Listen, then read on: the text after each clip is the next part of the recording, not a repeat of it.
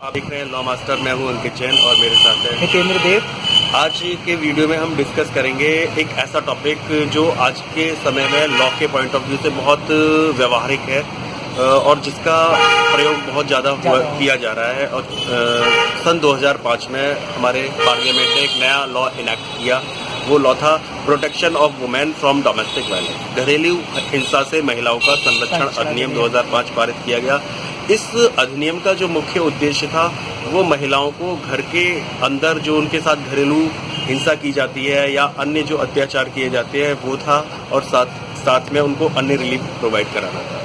तो घरेलू हिंसा के तहत अगर कोई भी महिला या शादीशुदा कैसी भी, चाहे घरेलू हिंसा जरूरी नहीं है कि पत्नी के साथ ही हो, घरेलू हिंसा माँ के साथ भी हो सकती है, घरेलू हिंसा बहन के साथ भी हो सकती है, या घरेलू हिंसा अन्य किसी महिला के साथ जो परिवार में जॉइंट फैमिली में ड्वेलिंग हाउस में रह रही है उस किसी भी महिला के साथ हो सकती है। तो वो सारी महिलाएं घरेलू हिंसा अधिनियम की इस प्रावधान के तहत अपने प्रार्थना पत्र दे सकती हैं। अब इस सबसे पहली समस्या है कि इसमें क्या क्या रिलीफ महिला को उपलब्ध है। तो पहला जो रिलीफ है वो रिलीफ ये है कि एक कोई भी महिला जिसके साथ घरेलू हिंसा कारित की जाती है तो वो प्रार्थना पत्र मजिस्ट्रेट, अपने संबंधित जो मजिस्ट्रेट है उसके समक्ष धारा 12 घरेलू हिंसा अधिनियम की धारा 12 है, तो धारा 12 का प्रार्थना पत्र मजिस्ट्रेट के समक्ष दे सकता है कि उसको, और उस प्रार्थना पत्र में उसको मेंशन करना होगा कि वो घरेलू हिंसा उसके साथ की जा रही है और क्या क्या घरेलू हिंसा की जा रही है, और साथ में वो न्यायालय से क्या क्या रिलीफ चाहती है। तो यहाँ हमारे यहाँ घरेलू हिंसा अधिनियम में कई सारी रिलीफ प्रोवाइडेड है। जैसे बहुत सारी महिलाओं को ये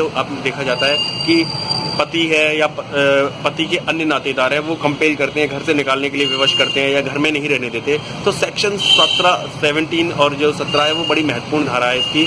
उसमें एक महिला जिसके साथ घरेलू हिंसा हो रही है उसको उस ड्वेलिंग हाउस में रहने का अधिकार है। तो वो सेक्शन 17 की एप्लीकेशन, सेक्शन 12 की एप्लीकेशन में सेक्शन 17 की रिलीफ क्लेम कर सकती है कि, और वो उस रिलीफ के अंतर्गत वो जो उस जॉइंट फैमिली में रहने का उसको राइट मिल जाएगा।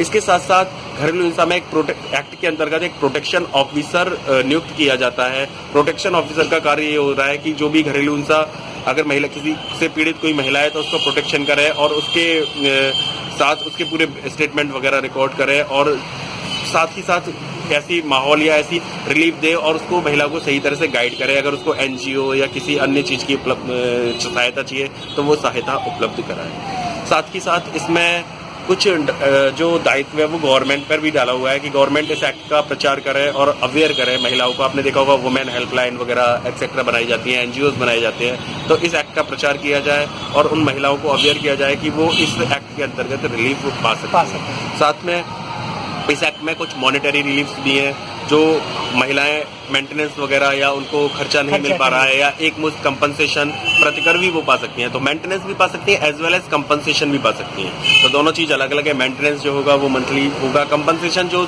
उसके संग वायलेंस किया गया है उसके एवज में वो रिलीफ पा सकती है। दूसरी चीज़, अगर कोई व्यक्ति घरेलू हिंसा में जिस व्यक्ति के खिलाफ कोई आदेश पारित हो जाता है और उस आदेश का वो अवहेलना करता है तो धारा 31 में पीनल प्रोविजन भी है।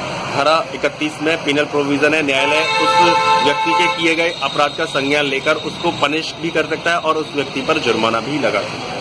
तो घरेलू हिंसा अधिनियम के अंतर्गत महिलाओं को बहुत सारी रिलीफ है। तो संबंधित महिला जिनके साथ घरेलू हिंसा होती है उनको चाहिए कि वो न्यायालय में या जो संरक्षण अधिकारी है उसके प्रोटेक्शन ऑफिसर है उसके समक्ष प्रार्थना पत्र दे और इस अधिनियम के प्रावधानों के अंतर्गत जो उनको रिलीफ या उपचार उपलब्ध है उनको अवेल करें।